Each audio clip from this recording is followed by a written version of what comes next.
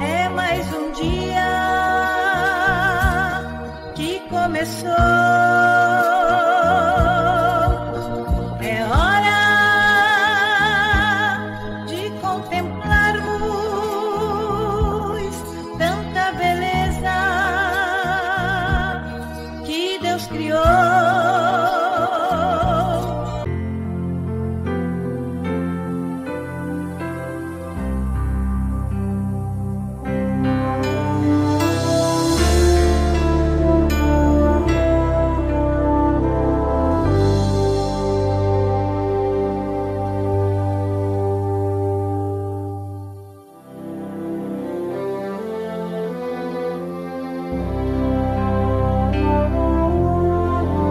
Em fervente oração, vem o teu coração na presença de Deus derramar. Mas só podes fluir o que estás a pedir quando tudo deixares no altar.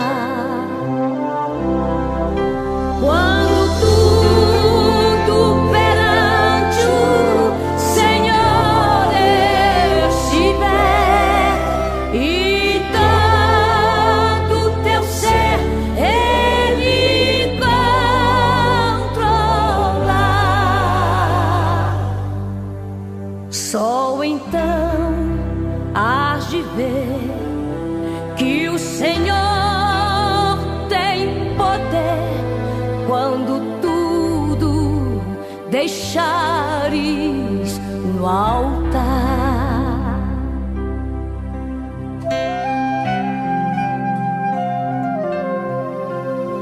Maravilhas de amor te fará o Senhor, atendendo a oração que aceitar.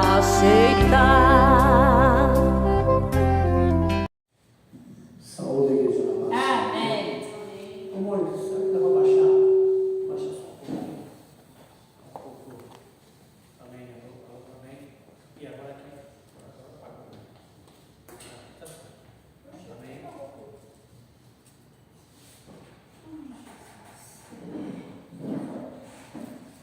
Amém. Amém.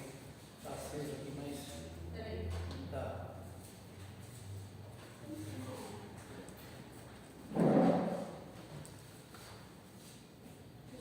Muito alto. Vou para trás aqui.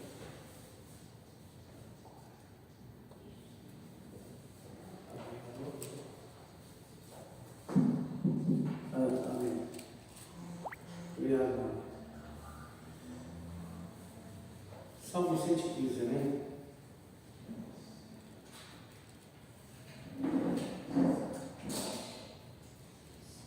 Salmo de número 115.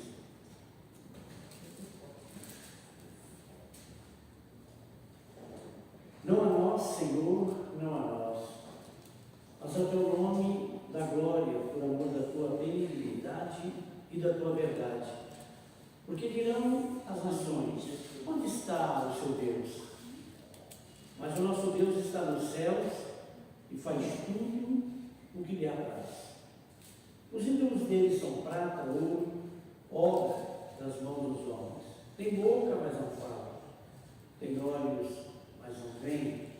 Tem ouvidos, mas não ouvem. Nariz tem, mas não cheiram. Tem mãos, mas não apalpam. Tem pés, mas não andam. Nem som algum sai da sua garganta. Tornem-se semelhantes a eles os que o fazem e todos os que neles confiam. Confia, ó Israel, no Senhor. Ele é o teu auxílio e o teu escudo. Casa de Arão, confia no Senhor. Ele é o teu auxílio e o teu escudo. Vós, os que temeis ao Senhor, confiai no Senhor. Ele é o vosso auxílio e o vosso escudo. O Senhor que se lembrou de nós abençoará a casa de Israel, abençoará a casa de Arão, abençoará os que temem ao Senhor, tanto pequenos como grandes. O Senhor vos aumentará cada vez mais a vós os vossos filhos. Sede benditos do Senhor, que fez os céus e a terra. Amém. Os céus são os céus do Senhor, mas a terra deu-lhe a ele os filhos dos homens. Os mortos não louvam ao Senhor, nem os que descem ao silêncio. E o versículo último, 18, mas nós bendiremos ao Senhor, desde agora e para sempre, louvai ao Senhor. Amém? Amém. Graças a Deus.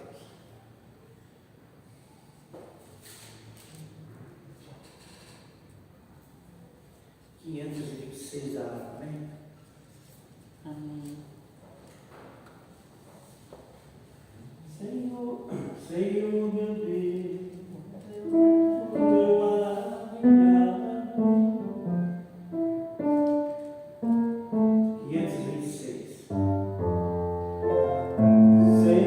Senhor meu Deus, quando eu maravilhado contemplo a tua imensa criação. A terra e o mar e o céu todo estrelado me vem falar da tua perfeição. Então minha alma canta a ti, Senhor, grandioso és tu, grandioso és tu. Então minha alma canta a ti, Senhor, grandioso és tu, grandioso és tu. Quando as estrelas tão distantes vejo a brilhar, ouvi teu esplendor. Lembrarei das glórias cintilantes que ao meu Jesus deixou por meu amor. Então minha alma canta a ti, Senhor, grandioso és tu, grandioso és tu. Então minha alma canta a ti, Senhor, grandioso és tu, grandioso és tu. Olha as florestas, grandioso és tu, grandioso és tu. E quando Cristo amado meu plano vier do céu, o povo seu buscar, no lar eterno quero jubilando a tua santa face contemplar. Então minha alma canta a ti, Senhor, grandioso és tu, grandioso és tu. Então minha alma canta a ti, Senhor, grandioso és tu, grandioso és tu. Amém. Senhor, digno de honra, Graças a digno Deus. de Louvado glória, seja o nome do Senhor. Senhor. Obrigada, Pai. Obrigada. 322 aí, tá vendo? 322. Glória.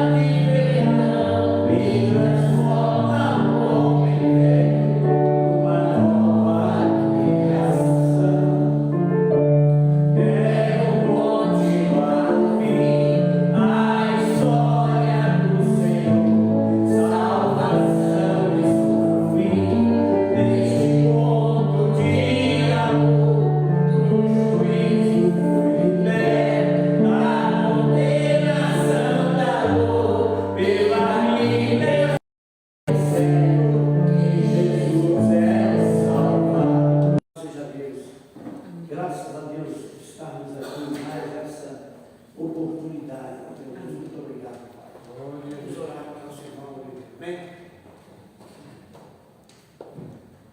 Abençoa.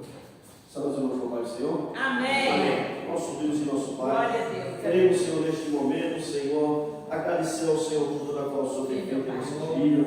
Obrigado, Senhor, pela oportunidade que o Senhor nos concede, Senhor, de nós estar aqui na tua casa, casa de oração. Nesta igreja, Senhor, está com as portas abertas, para nós estar aqui, Senhor, unidos e reunidos para te adorar e te exaltar na beleza da tua santidade.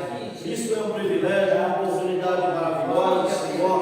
Quantas famílias necessitando de ouvir a tua palavra, quantas vidas nós precisamos, Senhor, e nós estamos aqui louvando o teu nome, orando ao Senhor a cada momento, Senhor, e essas portas serão abertas, Senhor, para a glória do teu nome. Jesus querido, obrigado pelo dia de lazer, do trabalho do Senhor para cada um de nós, e nós estamos aqui nesta noite, Senhor, com o coração grato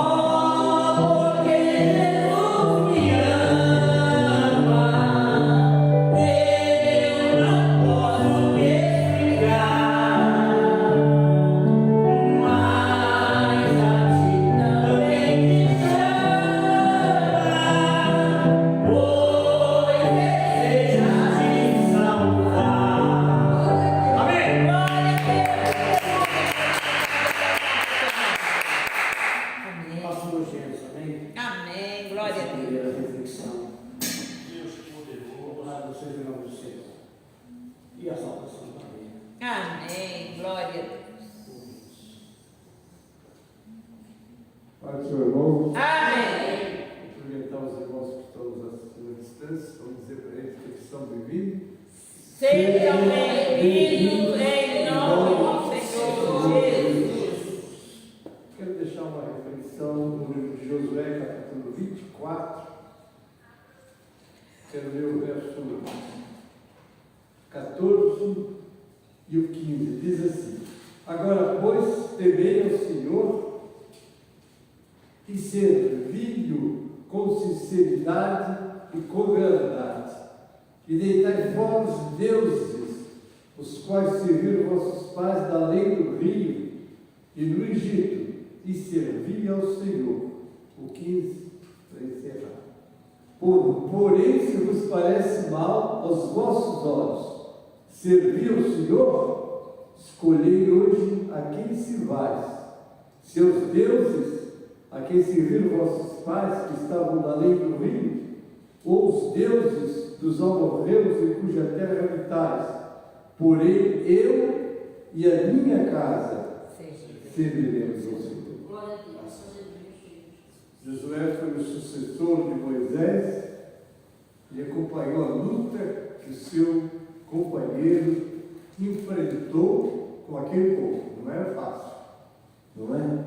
Foram muitos anos, não é? Ele tirou o povo do Egito e se passaram. Ele tinha 40 anos quando fugiu do Egito e tinha 80 anos quando tirou o povo do Egito. E viveu mais 40 anos, ele morreu com 120 anos. E o seu sucessor foi Josué. E ele viu a rebeldia daquele povo, a dificuldade com aquele povo, mesmo depois de tantos sinais que Deus fez no meio deles, eles ainda estavam rebeldes e não se converteram ao Senhor de fato e de verdade, não é? Ainda adoravam deuses. É tanto que quando Moisés passou 40 dias no monte, eles fizeram um bezerro de ouro para adorar. E disseram que aquele bezerro que tinha tirado eles do Egito. Então nós olhamos que não é fácil a nossa caminhada. Glória a Deus. Agora é a vez da igreja caminhar, não é? E é preciso ter o mesmo propósito que Josué teve para a sua família. Que às vezes nós começamos a olhar uns para os outros e ver às vezes vícios, erros dos outros e achar, ele está fazendo, eu vou fazer também. E esquece que cada um dará conta de si mesmo a Deus, não é? Eu não vou prestar conta dos erros dos outros, nem os outros prestar conta dos meus erros. Daí a necessidade de nós estarmos vigilantes, porque nós vamos chegar perante o Senhor e prestar contas. Está lá em 2 Coríntios 5,10, todos vamos comparecer e prestar contas de tudo que fizermos através do corpo, bem ou mal, não é? Então, é muito importante esse versículo 15 na última frase, né? Eu e a minha casa serviremos ao Senhor. Amém. É um dos slogans, uma das palavras, né, que é citado aqui às terças-feiras, né? Com aquela palavra que a nossa irmã Elisete Maria comanda todas as terças-feiras, né? Eu e a minha casa serviremos ao Senhor. Não é fácil, né, irmãos? Mas nós podemos, pelo menos, lutar para que a nossa família, a nossa casa, esteja de acordo com os padrões de Deus. O curioso é que todos nós queremos morar no céu. E quando a gente pretende fazer uma viagem para um país, a gente tem que conhecer a cultura deles, sobretudo se esforçar para conhecer, enfim, o idioma, não é? Quem quer mesmo ir, passar um tempo lá e se envolver lá, precisa disso. E nós estamos indo morar no céu. Como é que é o céu? Não é? Será qual é o idioma? Não se preocupa com o idioma, se preocupa em se preparar como viver lá. Quando nós fazemos aquela oração, né? Seja feita a tua vontade aqui na terra, como é no céu. Será que a gente entende como é que a vontade de Deus é feita lá no céu? Não é? Como é que será a vontade de Deus lá? A vontade de Deus lá é perfeita. Aqueles que estão lá, e nós estamos sendo preparados. Por isso que lá em Romanos 8, 28 diz: todas as coisas cooperam para o bem daqueles que amam a Deus, daqueles que são chamados segundo o seu propósito, porque os que chamou também predestinou para serem conforme a imagem do seu Filho, para que o seu Filho seja o primogênito entre muitos irmãos. É bom a gente analisar isso, não é? Quem vai para lá? Você está parecendo com Jesus? Você está copiando Jesus? É copiar e colar, não é? Nós não vamos copiar as coisas dos outros, mas Jesus, Paulo diz: serem meus imitadores, como eu sou de Cristo.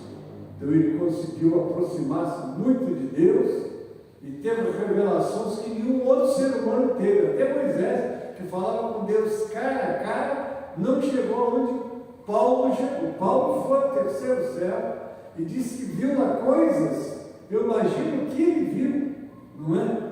Ele disse que não era lícito, não tinha como comunicar. Mas por que ele disse isso, irmãos? É porque ele não teria como se compreender, porque como nós humanos aqui vivendo num mundo cheio de tantas coisas que separam a criatura do Criador, não é? Entender o que acontece lá. Jesus disse uma vez: se eu falo as coisas terrenas, vocês não entendem, e se eu falar as coisas celestiais? Imagine a glória que é naquele lugar.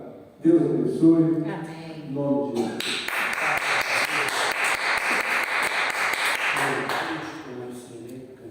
Amém. Glória a Deus. Aleluia.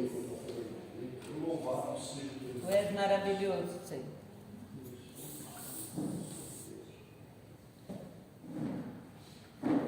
Estamos no papai do Senhor.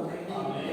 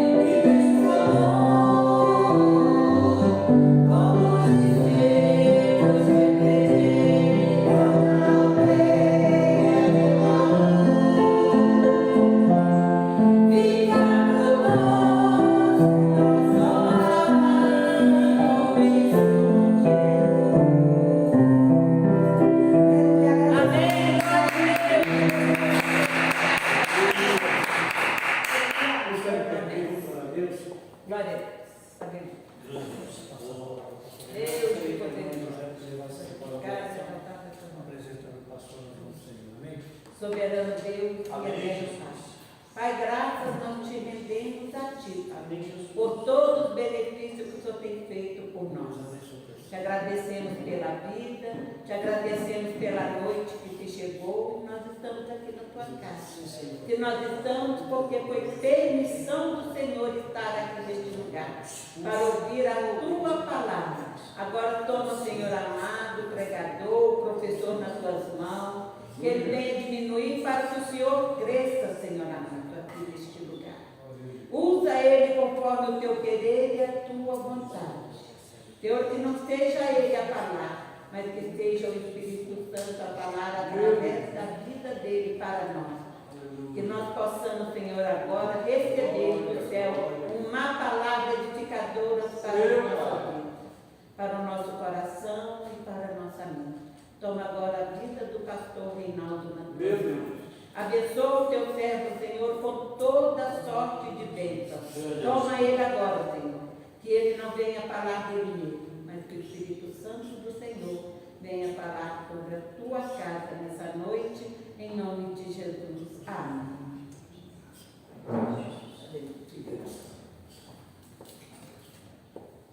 Ó Senhor Jesus, irmãos, Amém. abrimos nossas Bíblias na carta que Paulo escreveu aos Efésios, Amém. capítulo 3, versículo 13. Nós vamos ler até o 17. Aleluia.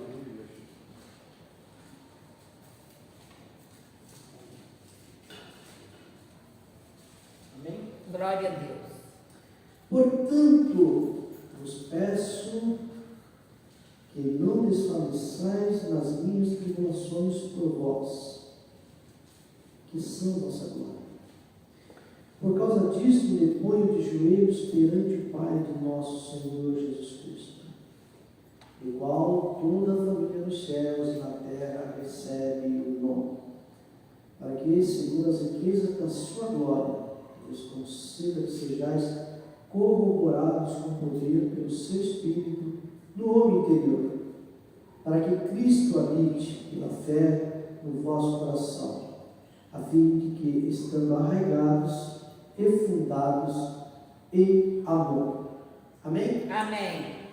Evidentemente, há uma continuidade dentro do assunto, porque o versículo ele não encerra o tema em si, nós temos uma vírgula aqui, mas nós estamos fazendo esse estudo expositivo. Então, nós vamos ficar aqui e vamos dar continuidade. Amém. É com grande alegria que nós estamos na casa do Senhor para adorar e dizer o nome do Senhor, sermos edificados Glória a nele. Deus. Aleluia, Jesus. Nós iniciamos a leitura aqui. Paulo ele começa com uma conjunção. Nós temos aqui a primeira palavra no versículo 13, é portanto, é uma conjunção conclusiva. Ele inicia o capítulo 13 falando da igreja e mostrando que a igreja é uma revelação especial, era um segredo, um mistério que Deus guardou consigo, e agora Deus revela, Ele traz esse mistério, Ele revela essas coisas.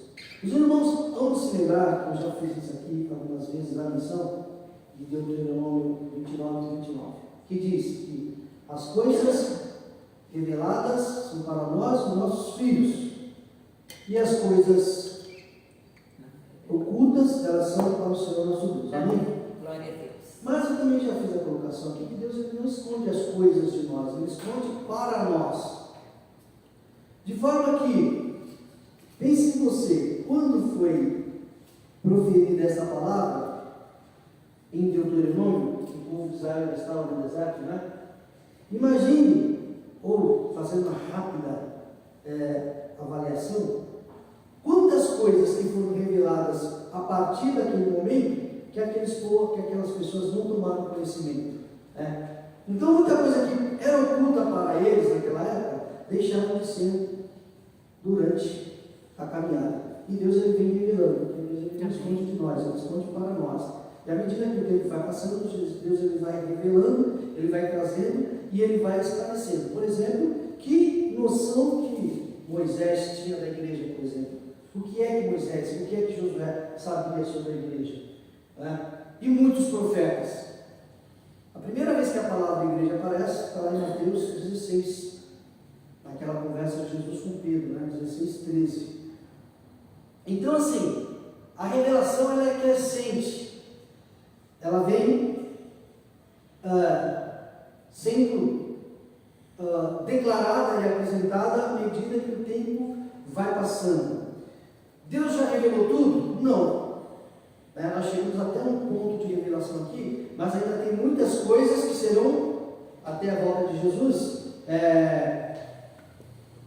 ou reveladas ou pelo menos iluminadas. Por exemplo, o livro de Apocalipse ele traz muitas coisas que ainda é muito mistério. Né?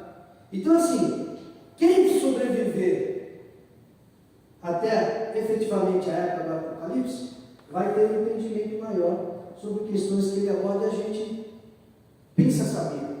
Né? Vai ter muita coisa clara lá.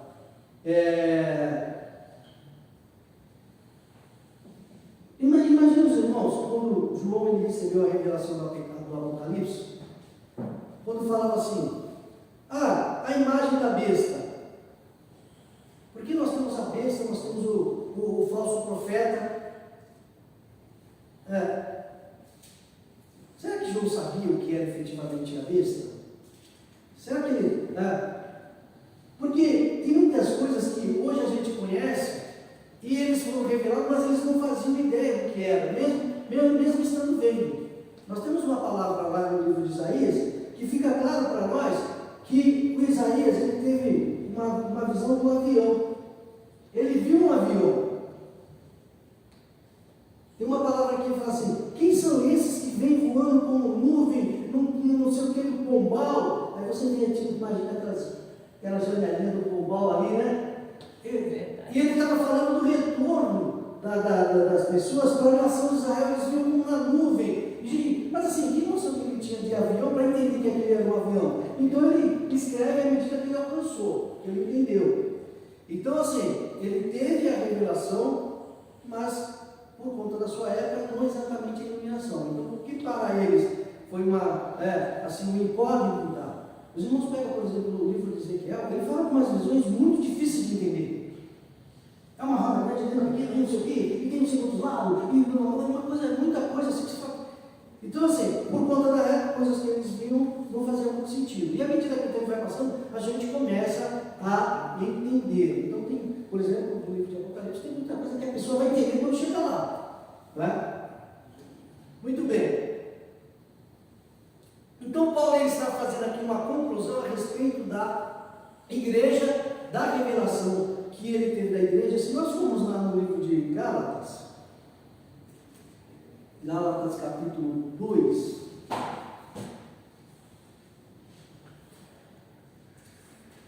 mais precisamente capítulo 1, versículo 11. Mas vos faço saber, irmãos, que o evangelho que por mim foi anunciado não é segundo os homens, porque não o recebi, nem o aprendi de homem algum, mas pela revelação de Jesus Cristo. Amém? Amém. Então assim, quando Paulo ele aparece aqui no cenário, nós não temos os 4 evangelhos escritos, né? Nós não temos as cartas. Hoje nós conhecemos o evangelho. O que é o evangelho para nós? É o conteúdo, teoricamente falando, do Novo Testamento. Está certo ou não?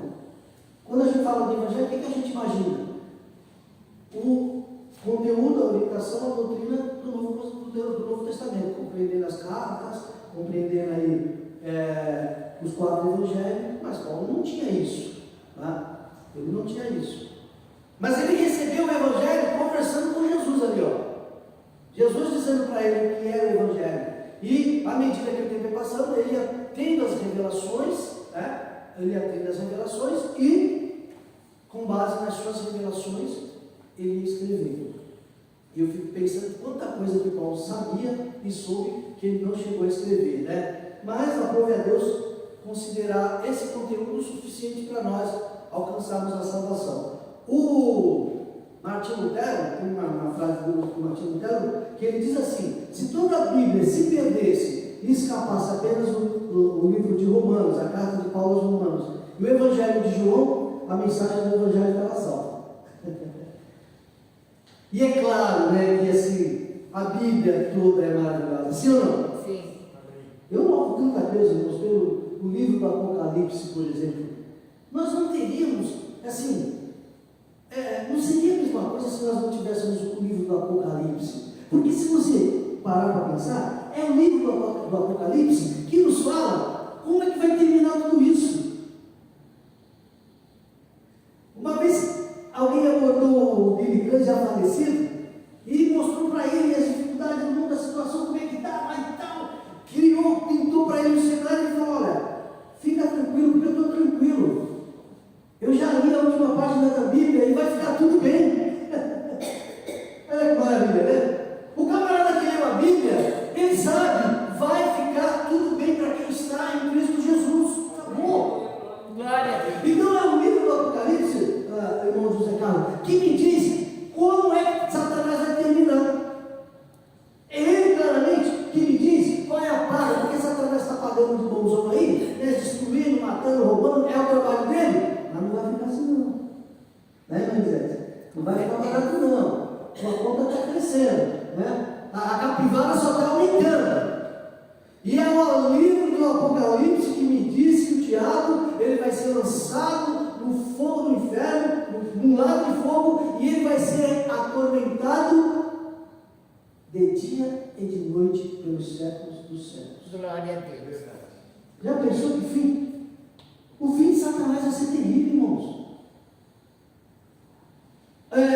O fim dos demônios, eles vão sofrer um absurdo. O diabo, que é o atormentador de todo mundo, vai ser atormentado de dia e de noite pelos séculos.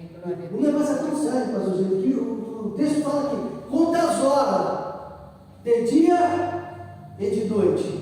Hoje, amanhã e depois, e o tempo passa e não acaba, e o grande, Aleluia para Jesus. o grande inimigo de Deus e adversário dos homens. Os irmãos perceberam a colocação? Inimigo de Deus e adversário dos homens. Porque Deus não tem adversário. Por que Deus não tem adversário? Deus tem inimigo, mas não adversário. Porque ninguém mede força com Deus. Amém? Amém. Glória a Deus. Ninguém tem essa competência. Deus não tem adversário à altura, ele tem inimigo. Satanás é o grande inimigo de Deus e é adversário dos homens. Então, o tormento dele simplesmente vai ser eterno. Vai ser eterno. Eu, esses dias, estava vendo um testemunho de uma pessoa. Eu ouço muito vídeo, esses vídeos de experiência de quase morte ou de arrebatamento, que a pessoa vai no inferno. E cada vez que eu ouço, eu vejo, ou eu ouço, e aprendo sobre uma nova característica do inferno, um novo aspecto do inferno. E assim, só piora, tá? Quando você ouve as revelações do céu, cada pessoa conta uma coisa diferente, né? Diferente, bonita, maravilhosa, porque o céu só melhora e o inferno só piora. E eu estava ouvindo o testemunho de uma pessoa esses dias, e ela disse que assim, ela era lançada no inferno, foi lançada no inferno, e quando a pessoa é lançada lá no inferno, ela está naquela experiência de quase morte. Não tem aquela coisa de falar, tudo bem, eu estou aqui para passar e vou voltar. Na cabeça da pessoa, ela caiu, acabou. Depois Deus usa de misericórdia, volta a vida ali, né? Ficou 15 minutos lá em coma, ficou 20 minutos, parece uma eternidade. Aí a pessoa, ela chegou num ponto lá, que ela disse que os demônios pegaram ela, os demônios enormes assim, e arrebentavam o corpo dela, esfacelavam o corpo, arrancava a perna para um lado, o braço para o outro, o tronco para o outro, arrancava a cabeça e pendurava nos ganchos. Mas ela dizia que era um sofrimento assim, simplesmente indizível, insuportável. Aí ela entrava naquele processo de morte, ela dizia assim, no meio de todo aquele sofrimento, eu morria e voltava para passar por aquilo de novo, para morrer de novo, para voltar. Aí eu falei, meu Deus, olha aí, como se Já pensou num processo desse que nunca acaba, não, irmão? Aí eu falo, Jesus, me ajuda. Evidentemente, quando a gente faz essas colocações, né, a gente tem que ter o equilíbrio de pensar que a gente está na presença de Deus e servindo a Deus, não é pelo medo do inferno. Esse não é um bom conceito. Não é esse, mamãe? Por que você está na igreja? Porque eu não quero ir para o inferno. Não é, pastor? A pessoa que está na igreja porque não quer ir para o inferno, assim, precisa rever o conceito. Porque é possível que a pessoa estando na igreja não vá para o inferno. Se ela não teve uma experiência de novo nascimento, uma experiência de transformação. E nós servimos a Deus por amor. É isso que vamos ver. A gente não serve a Deus porque a gente não quer ir para o inferno. E é uma consequência bastante lógica, né? Servir a Deus por amor, por temor, vai nos afastar do inferno. Sim ou não? Amém? Amém.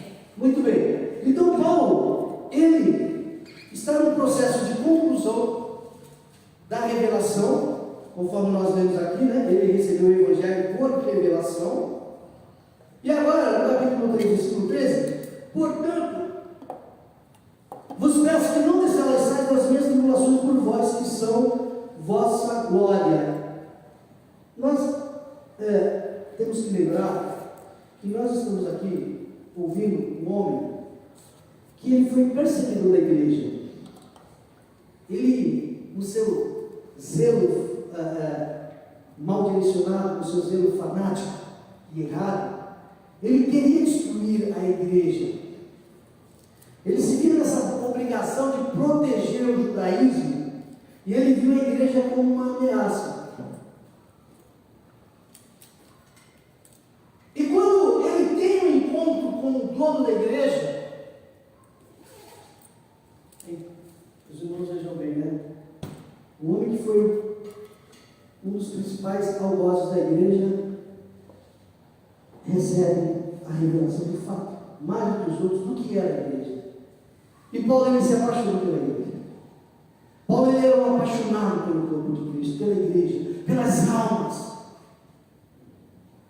Um homem que queria destruir a igreja, agora ele dá a vida dele por essa igreja. E o próprio Deus, o próprio Jesus falou para Ananias, quando Ananias questionou a chamada de Paulo, e Jesus disse para Ananias, ele há de saber o quanto ele vai sofrer pelo meu nome. E a partir daquela experiência de Paulo com Cristo,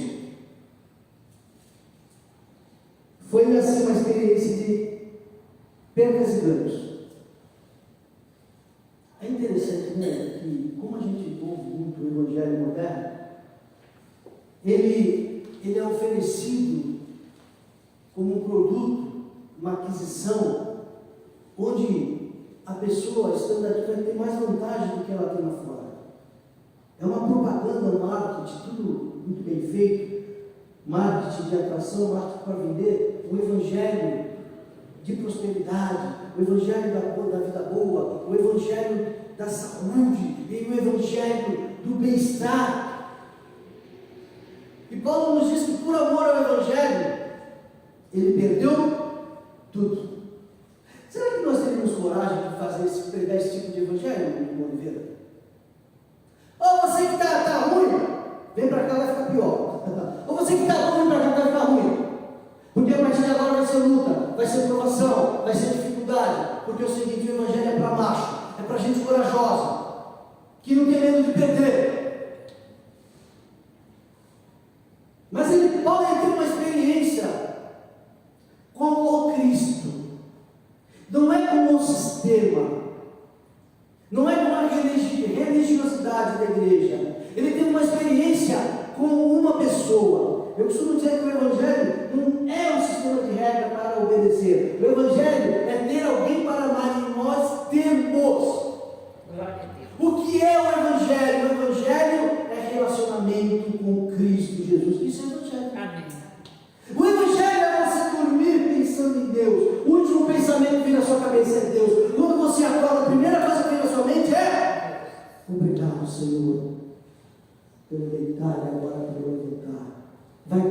volta comigo. E quando você finaliza seu dia, fala, Senhor, obrigado.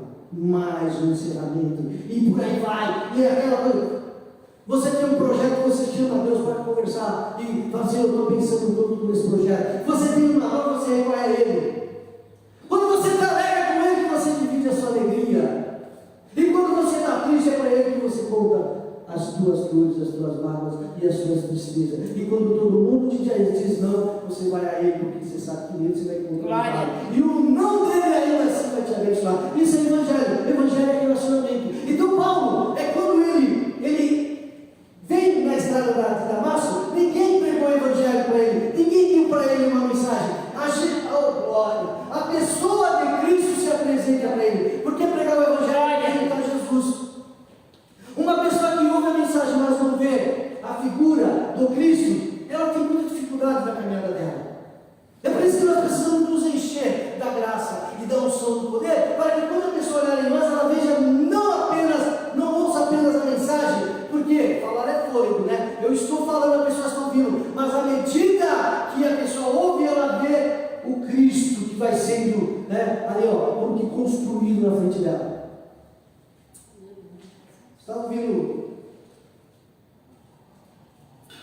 a história de um determinado pastor, muito conhecido, muito famoso, que recebeu a visita de um amigo. Falou, olha, hoje tem culto na igreja, eu não posso ir, mas vai lá você. Aí o amigo foi. No culto da manhã e no culto da noite. Aí quando voltou, aí o amigo, o anfitrião perguntou para ele assim, e aí, o que você achou? Ele falou, olha, de manhã eu vi um grande pregador, mas à noite eu vi um grande salvador. Pregar o Evangelho nada mais é do que você desenhar Cristo de uma forma que a pessoa veja e queira, eu quero isso aí, eu quero esse Jesus, é disso que eu estou falando, era Ele que eu estava procurando. Porque a pessoa que quer saúde, ela procura médico, procura remédio, a pessoa que quer dinheiro, ela vai trabalhar, se esforçar, vai estudar, tudo isso a pessoa precisa, mas paz, a paz que excede todo entendimento, só a pessoa de Cristo pode colocar no coração de uma pessoa. Uma vez eu estava conversando com um professor de guitarra, um camarada muito competente, muito inteligente, eu discussando com ele sobre o Evangelho, e às vezes a gente pensa que você vai convencer a pessoa com muitas teorias, muitos argumentos. Eu não tenho essa pretensão, eu não tenho essa dificuldade. Eu falei para ele assim, sabe por que eu sou evangélico?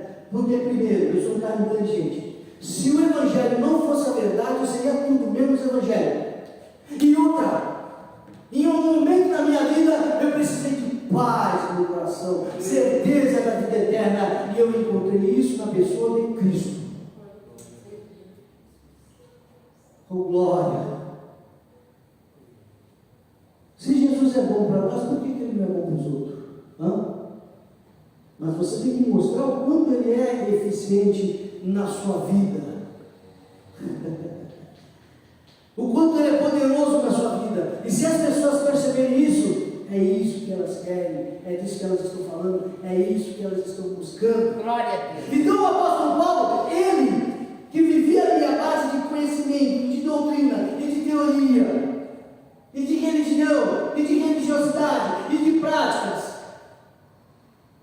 mas o vazio que havia no coração dele, tudo aquilo, ele falou, eu perdi tudo. Tudo aquilo que ele construiu ao longo dos seus muitos anos, ele percebeu, é tudo pó. Mas um dia ele teve um encontro face a face com Cristo. Aleluia. Ele cai no pedestal. E quando Jesus ele fala assim, Saulo, Saulo.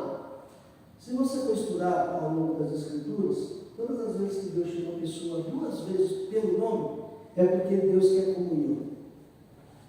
Até com o mal acabado do Adão desviado, quando ele chega no jardim, que Deus fala? Adão, Adão!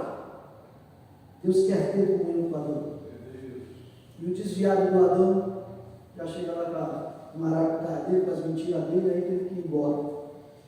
Pelado, quase pelado. Moisés, Samuel, Samuel. E agora ele chama Paulo 2 vezes. Paulo sabia da regra, sabia do negócio. Saulo, Saulo. E ele já... Irmãos, quando Jesus fala com a pessoa, em vez de eu, em vez de você, é diferente. Jesus chamou Paulo 2 vezes só pelo nome. O que Paulo disse? Jesus fala assim, Saulo, Saulo. Só isso. O que Saulo falou? Quem és? Senhor. Senhor. Na hora ele respondeu. 2 vezes que Jesus falou, Saulo, Saulo, na hora, ele abriu a boca e já deu um crente. Quem é esse Senhor? Ele está sabendo, ele percebeu, falou, não, isso veio do céu. Eu sou Jesus, a quem tu persegues. Ele achava que perseguir a religião, os novos crentes, aquele que era dos caminhos, porque os crentes eram chamados assim, os do caminho. Mais uma seita, mais um perigo contra o judaísmo. Eu sou Jesus, a quem tu persegues. E agora Paulo, quebrado, olha, eu persegui, não. Então, esse encontro imediato, direto, pessoal com Cristo, ele, no mínimo, ele é transformador. No mínimo é transformador. Quando você apresenta o Evangelho, de forma que a pessoa já tem uma imagem de Cristo, ela já sai dali transformada. Ela já sai dali tocada. Eu me lembro, eu já contei esse testemunho aqui. Nós estávamos, eu era garoto, estava lá na igreja de São Vicente, e o pastor Valério pregando uma mensagem, e ele era muito efusivo, quando estava debaixo de graça ali, pregava e tal, e no meio da mensagem, ele pergunta assim, ele estava falando sobre andar com Deus, aí ele fala assim, e você? Com quem você quer andar? Aí tinha um rapaz lá visitando a igreja, ele, a esposa dele, 2 filhos, o pastor Valério, ele fez a pergunta, foi uma pergunta, assim, por assim dizer, ao povo, né? Ele não estava chamando ninguém. Era uma pergunta aleatória para quem quisesse pegar para si. E você, com quem você quer andar? O rapaz na hora levantou a mão e falou, eu quero andar com Jesus. O pastor Valério não perdeu tempo. Então vem aqui que eu vou orar com você. Aí o camarada levantou, já veio a mulher dele chorando, os 2 filhos também arrastados, já chorando ali. E aquele foi uma das maiores bênçãos da igreja de São Paulo. Pouco tempo depois foi batizado com o Espírito Santo, foi ordenado a diácono e foi por muitos anos um dos melhores diáconos que a igreja tinha. Porque no dia que ele ouviu a mensagem, ele viu o Salvador. Glória a Deus. Não basta ser apenas um grande pregador, tem que trazer a imagem, a presença de Cristo Jesus. Eu quero andar com Jesus. E Paulo ele inicia a caminhada dele aqui já com muita luta, com muito sofrimento. E irmãos, 2 coisas, 2 pontos aqui, para nós darmos prosseguimento. Primeiro que ele recebeu a revelação de fato o que era a igreja. Ele se apaixona pela igreja. Agora Paulo ele vive em função da igreja. Paulo ele não tem compromisso com nada, com ninguém, a não ser com a igreja. Tem um aspecto da vida de Paulo que não é muito claro, que levanta alguns questionamentos. Se Paulo era solteiro, né? Se Paulo era solteiro. Mas você vai perceber, pelas narrativas, da postura dele como fariseu, o posicionamento que ele tinha no meio da religião dele, que uma das exigências era que precisava ser casado.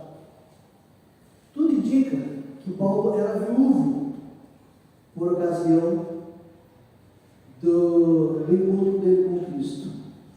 Evidentemente que ninguém vai dizer que Paulo abandonou a família, porque Paulo ele não faz menção à esposa, ele faz até menção a irmãos. Ele cita irmãos de carne, aqui de sangue. nas suas cartas, mas ele não faz menção à esposa. Né? E uma das orientações dele é que o casado cuida da família. Então Paulo jamais abandonaria a sua família.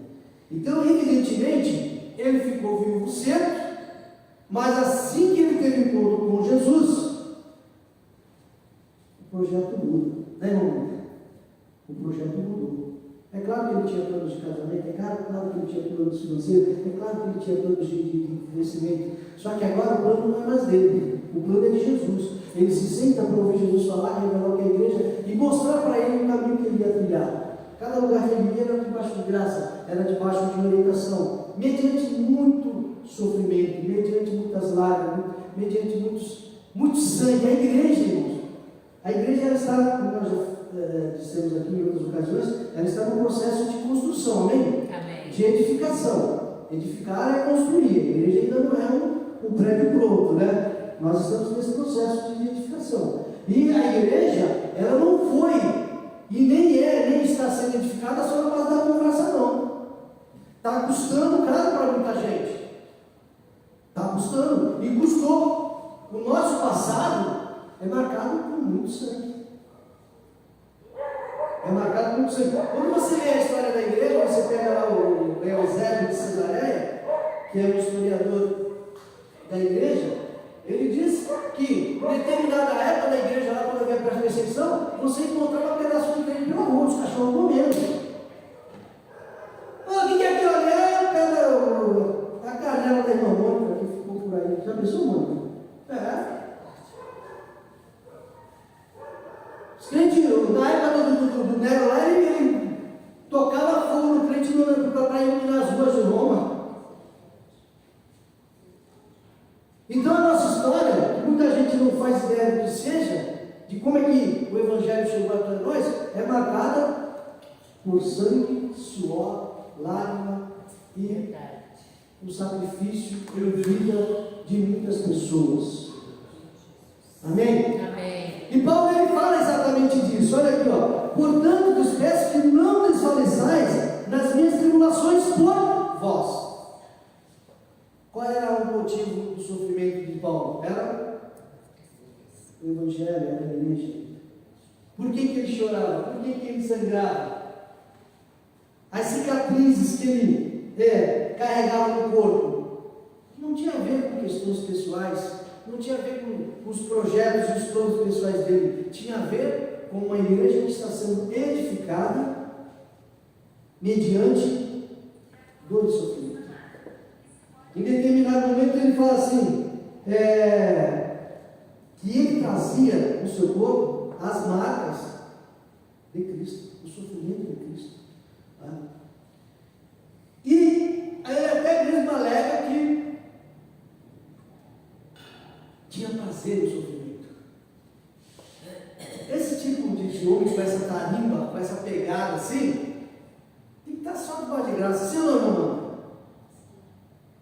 Porque o sofrimento, a dor, isso é um elemento estranho. A gente não quer passar pela dor, a gente não quer passar pelo sofrimento. Mas quando Paulo via no que é que resultava todas as suas dores, onde, o que aquelas dores, aquelas chibatadas, no que redundava, ele falava, não, tá bom, eu pago esse preço. Na carta aos Gálatas, é uma das cartas que ele escreve, ele está na prisão, né? Lá no final da carta, deixa eu ver aqui.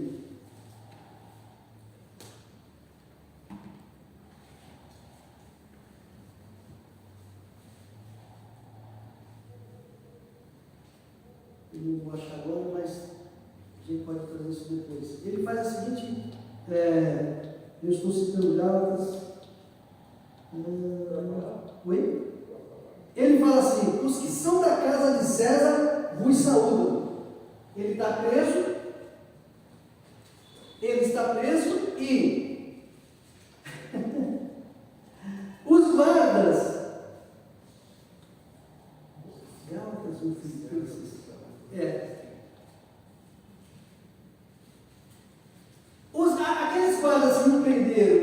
estavam responsáveis pela prisão de Paulo? Filipenses, né? É isso mesmo. Filipenses 4, 22. Ó, 4, 22. Todos os santos os saúdam, principalmente os que são da casa de César. Quando ele começa a carta, deixa eu ver aqui, ele diz que assim, a minha prisão foi notória.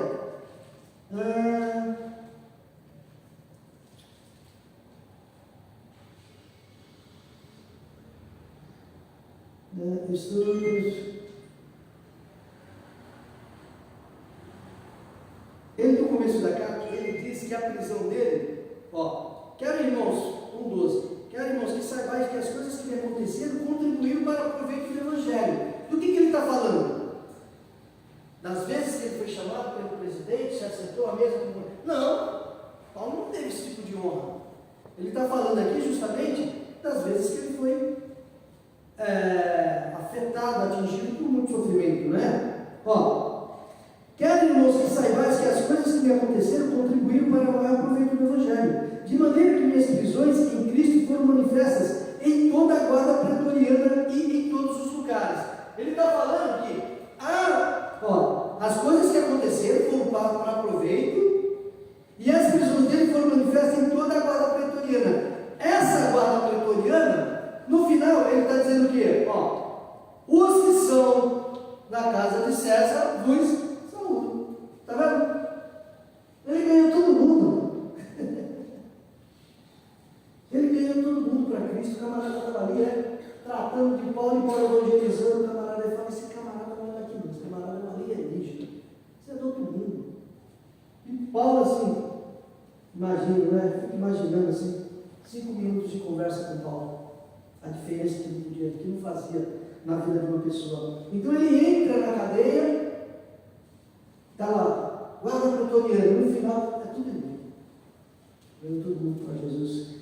Quem é que consegue sufocar um homem desse, né? O camarada está preso na casa do inimigo e ganhando algo para Jesus, fazendo amigos, fazendo discípulos para Cristo. Então o ponto que ele aborda aqui é o seguinte: olha o que ele fala. Não desvalorizai das minhas tribulações, que são vossa glória. As tribulações e os sofrimentos de Paulo redundavam no maior proveito do Evangelho. E foi justamente nesse período, né, de Paulo preso que ele teve tempo para escrever as suas principais cartas. Parecia nada, mas Jesus, eu podia estar lá fora pregando, correndo no mundo, falando do Evangelho, e eu estou aqui preso. Não. E aí você pensa, né? Tanto Zé Ninguém aí solto, jogando conversa fora, e um camarada igual Paulo preso. Tinha gente que está pregando o Evangelho e fora. Só que quando Paulo está preso, o Espírito Santo está falando para ele: escreve. Paulo já foi, mas olha a gente lendo aqui as cartas. Está vendo? Então assim, nada é por acaso. Tudo tem. Quando a gente olha para as circunstâncias, a partir da lente de Deus, né? Fala assim: pastor, empresta seu óculos aqui, que se eu pegar meu óculos, você vai ver diferente, sim ou não? Se eu pegar o óculos da mão, eu vou ver diferente. Então imagina você ver as coisas a partir nem do óculos, dos olhos de Deus, né?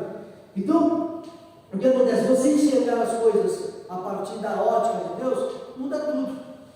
No primeiro momento, Paulo preso parecia ser um desperdício, mas a maior produção de Paulo foi justamente os seus escritos, que continuam rendendo a ele muitos dividendos. Então, muito bem, vamos avançando aqui. Não desfaleçais das minhas tribulações por vós, que são vossa glória. Imagine, né, como a coragem e a ousadia de Paulo, mesmo estando preso, ele não se calava, não se aquietava, como aquilo não estimulava as pessoas, né? Isso é muito maravilhoso, né? Muitas pessoas, elas foram estimuladas a pregar o Evangelho, a renunciar à própria vida, a estarem dispostas até mesmo sofrer martírio por conta dos primeiros homens que Deus chamou Com exceção de João, pelo que consta, todos os demais apóstolos, eles foram martirizados. E quem veio depois dele falou, não, se o Pedro foi, eu posso ser também. Se o Mateus foi, eu posso ser também. Então, o próprio livro de Atos nos diz que a perseguição inicial aos apóstolos estimulou muitas pessoas a pregar o Evangelho com ousadia. Amém? Amém. Glória a Deus. Então, irmãos, nós chegamos a um ponto aqui, uma conclusão, pensando em igreja, que o que já foi edificado, né, foi mediante um processo de muita dor, se não para todos, pelo menos para muitas pessoas. E necessariamente não significa dizer que esse processo já acabou. Em alguns lugares do mundo, esse tipo de sofrimento ainda continua. Ainda tem gente presa por amor ao Evangelho, sim ou não? Sim. Tem. Ainda tem gente perseguida por amor ao Evangelho, tem gente sofrendo, tem gente sendo martirizada.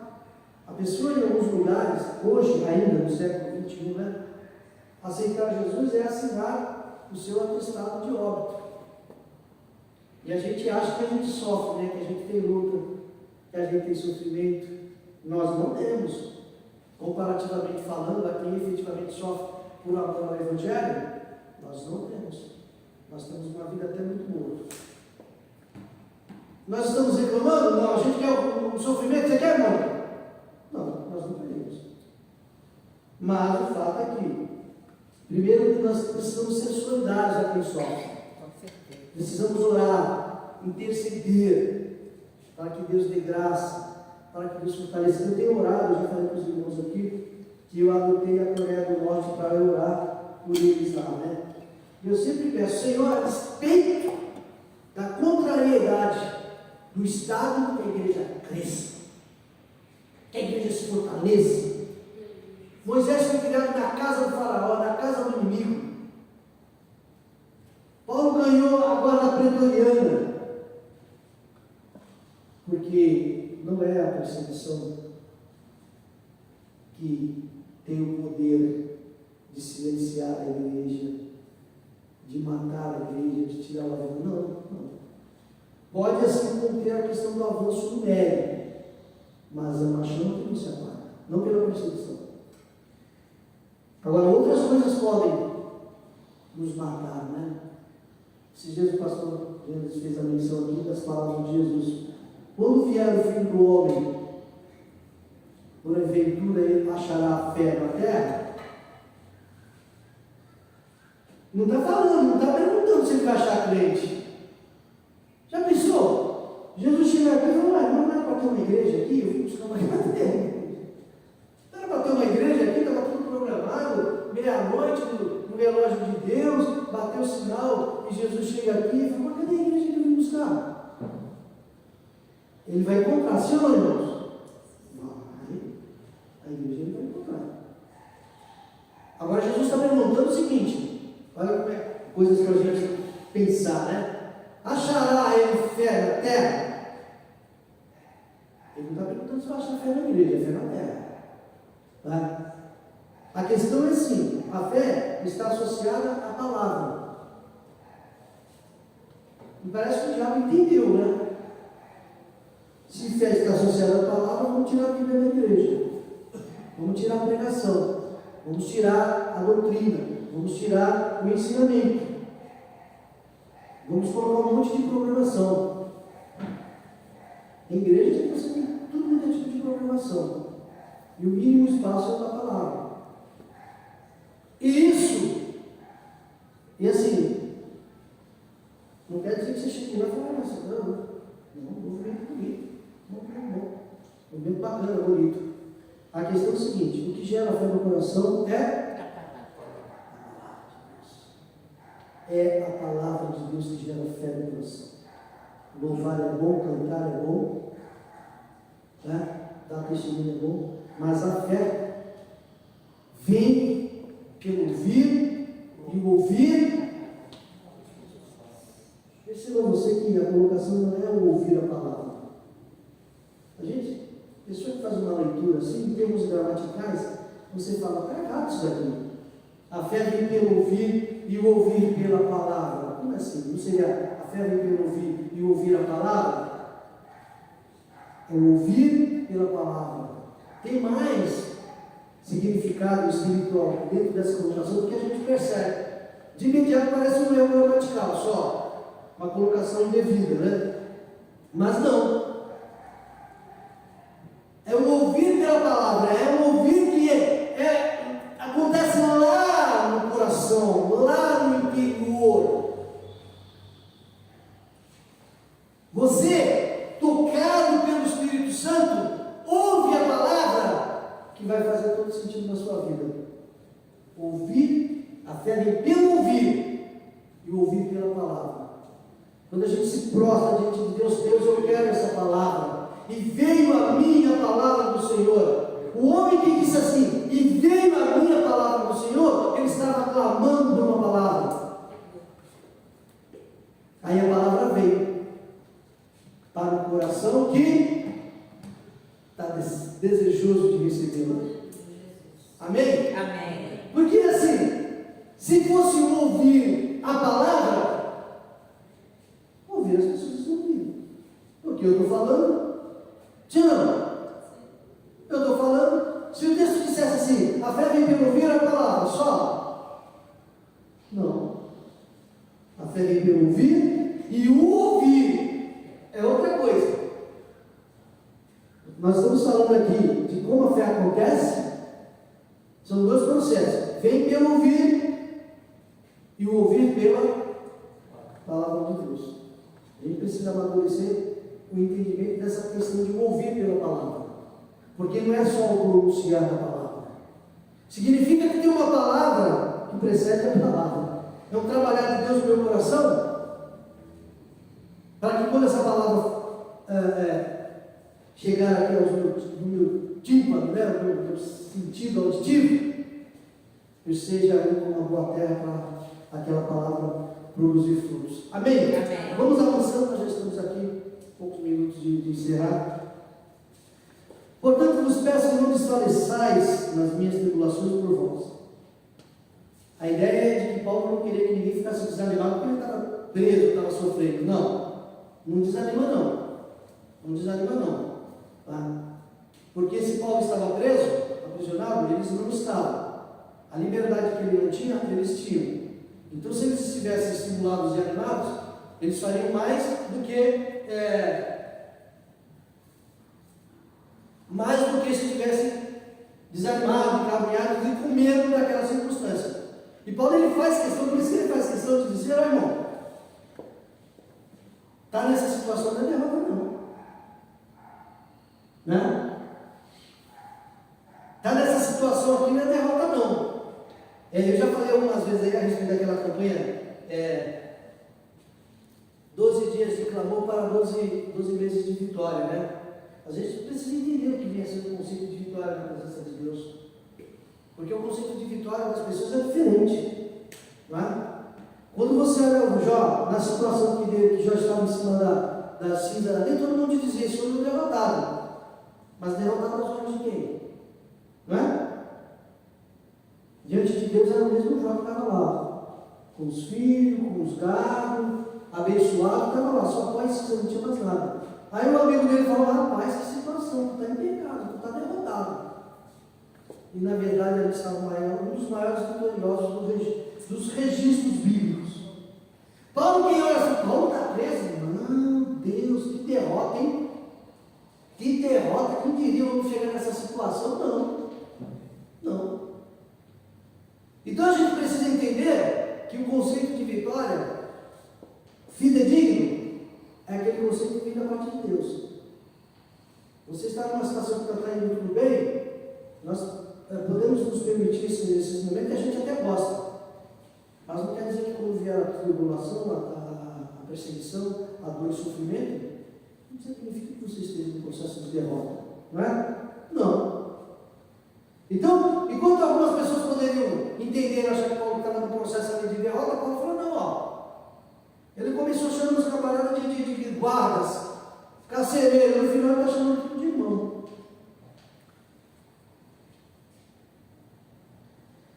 Por causa disto, me põe de joelhos perante o Pai do nosso Senhor Jesus Cristo.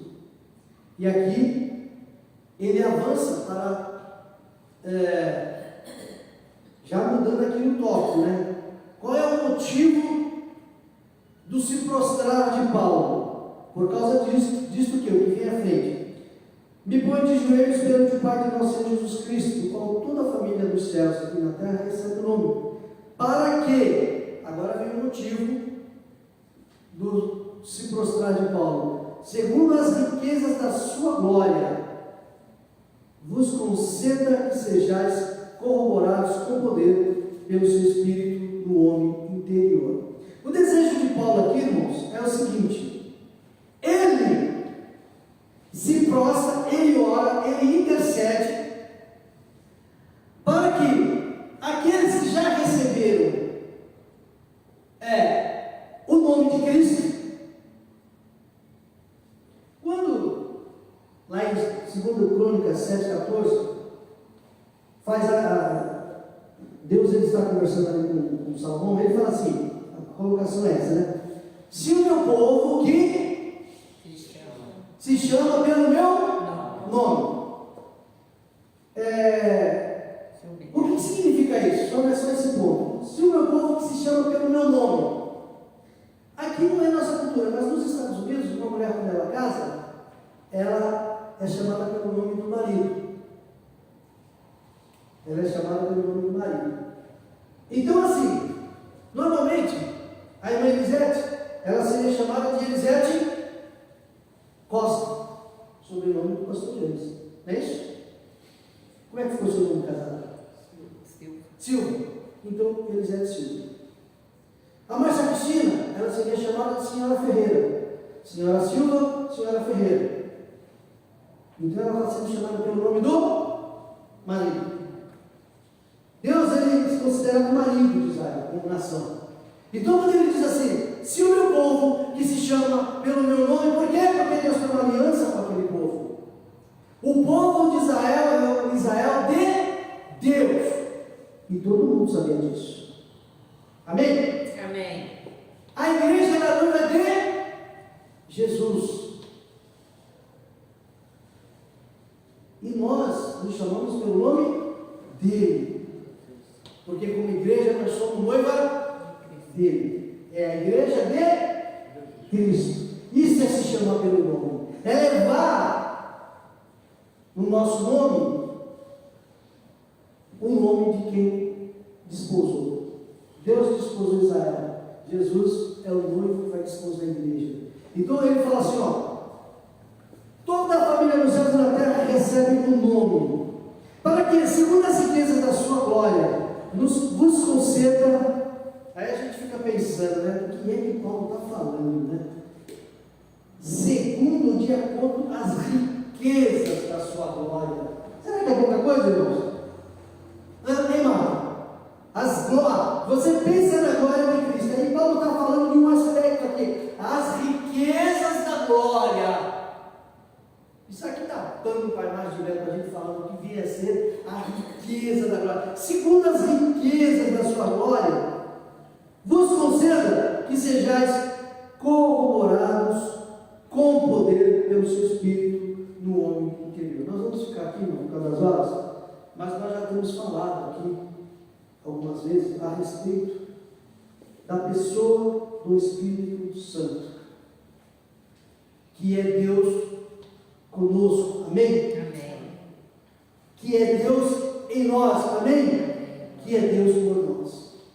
Cristo fala assim, para vocês é melhor que eu vá, é mais vantajoso que eu vá, porque se eu for, eu vou enviar o Consolador.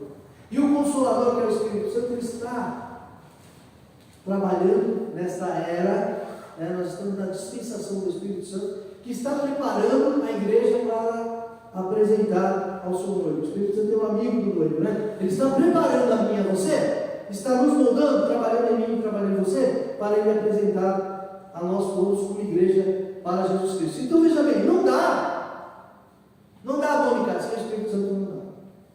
nós precisamos trazer para nós a realidade da pessoa do Espírito Santo. Glória a Deus. Dar a Ele o lugar devido, dar a Ele a honra devida. Amém? Porque a função do Espírito Santo é honrar Jesus Cristo, nos moldar a imagem de Cristo Jesus. Então, quando Paulo fala assim, ó, que segundo as riquezas da sua glória sejais corroborados, confirmados com poder. Sem poder não vai virar. Com poder pelo seu Espírito no homem interior. É aquele homem que se renova pela ação, pela graça, pelo trabalhar do Espírito Santo dentro de mim e dentro de você. Aquilo que foi corrompido pelo pecado agora está sendo renovado com poder pelo Espírito Santo. Para que Cristo habite pela fé no vosso coração, a fim de que, estando arraigados e fundados em amor, estar arraigado é estar enraizado. Se você tem uma planta na sua casa e você coloca no vaso, uma hora ele está na janela, outra hora ele está na porta, quando você pensar que não está quebrado no chão. Se você esquecer de avar, ele morre, né? Sim ou não? Sim. Planta de vaso não tem vida longa, tem? Não tem. Planta de vaso não tem vida longa. Mas a árvore, a história dela é diferente, né? Você vai encontrar árvores aí milenares. Se você for lá no Jardim das Oliveiras, ainda tem as árvores que Jesus falou lá no pé dele. Ainda tem lá as hotéis, está lá. Você vai lá no Jardim das Oliveiras, as árvores ainda estão lá. Foi aqui que Jesus criou. Então o que acontece? É a diferença que você está ali bonitinho, no vazio, e está plantado. Davi falou assim: bem-aventurado aqueles que estão plantados na casa de Deus. Mas ele era do templo? Não tinha ninguém plantado no templo, né? Figurativamente falando, é plantado, enraizado, e você sendo alimentado, e ali, produzindo o seu fruto, produzindo aquilo que Deus criou e chamou você para ser produzido. Tem muita gente embaraçada porque não estão plantados. E Paulo, em uma das suas cartas, ele fala assim: quem foi que desarraigou? Ele usa esse termo no sentido de foi tirado pela raiz. Tem muita gente que sendo tirada pela raiz. E a nossa preocupação é estar plantado, firme, na presença de Deus. Porque a árvore, quando ela está firme, sopra o vento, esquenta o sol, mas ela seca, continua, porque está ali arraigado. Então a palavra de Paulo é certa. A oração dele, por essa causa, eu me ponho de joelho. Para quê? Para você continuar plantado. Viu, mano? Continua plantado aí. Continua aí, corroborados com o poder do homem interior, para que possais, para que Cristo habite pela fé no nosso coração, a fim de que, estando arraigados e fundados em amor, a gente continua na próxima semana. Não é só plantado dando trabalho, não, é plantado em amor. Plantado, contribuindo e acrescentando. Deus abençoe. Amém.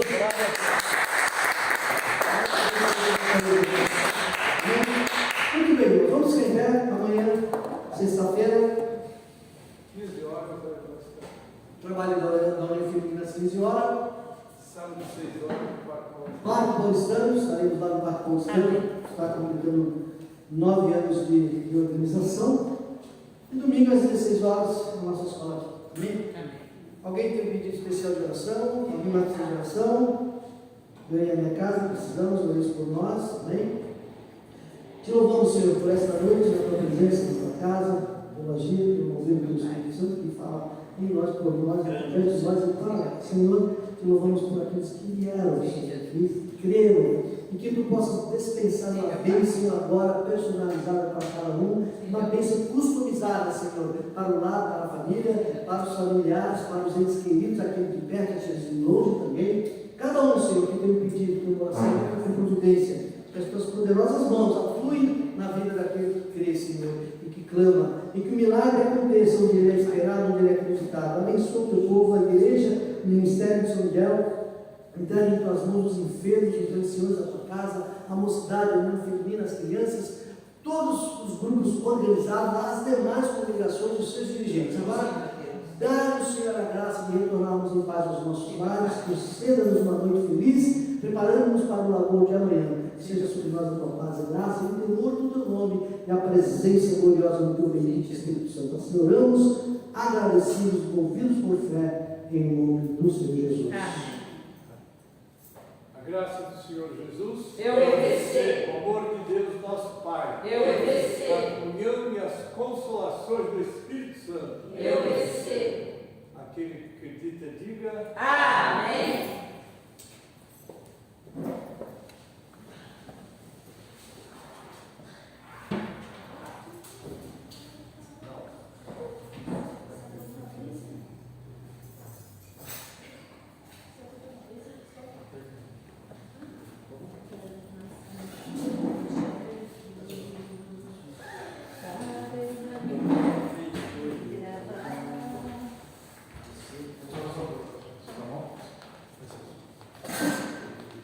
Fala uma coisa pra você. Você tá com o pão de dá pra mim dar uma sábado. Ah, tá aqui de pé. Aí você, depois a gente combina a hora. Tá. A gente combina. Arruma tua bolsa. Toma, aqui.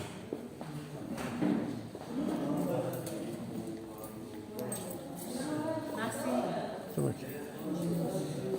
Guarda lá. Aqui.